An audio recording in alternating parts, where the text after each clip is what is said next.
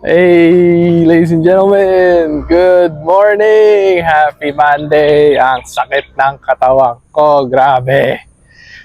Ay, nalo yung Sabado, right? Kung nalo yung my last video, nag-gym ako.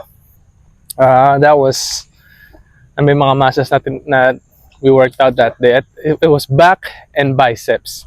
Siyempre, di ba? It's been 7 years since I last hit the gym. So, ayun!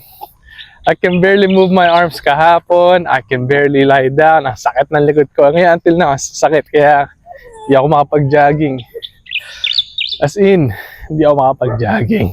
Every time na tatakbo ko ng ganyan, maalog lahat. Ang sakit. But anyway, so, would like to greet everyone. Happy Monday. So, announcement muna. So, usual, meron tayong highlight of the week. We'll post that later. And for today, what to expect? Well, unang-una, welcome ko lang po lahat ng mga new additional members sa Telegram and sa Facebook community. Good morning! Welcome po sa iPro community. Kung di pa po kayo nakaka-attend ng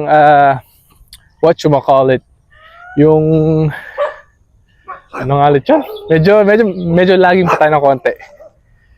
Orientation tomorrow, Tuesday. Okay? So, I'll have the link in this video below. Alright? And then tonight, meron tayong live market analysis. Okay? Kaya see you. Kung gusto nyo magkaroon ng idea kung paano ba mga kwentuhan trading, attend kayo ng live market analysis sa YouTube channel ni iPro. So, I'll post both link.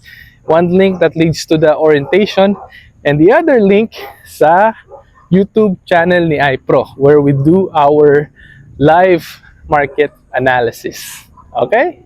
So, more content today, ladies and gentlemen.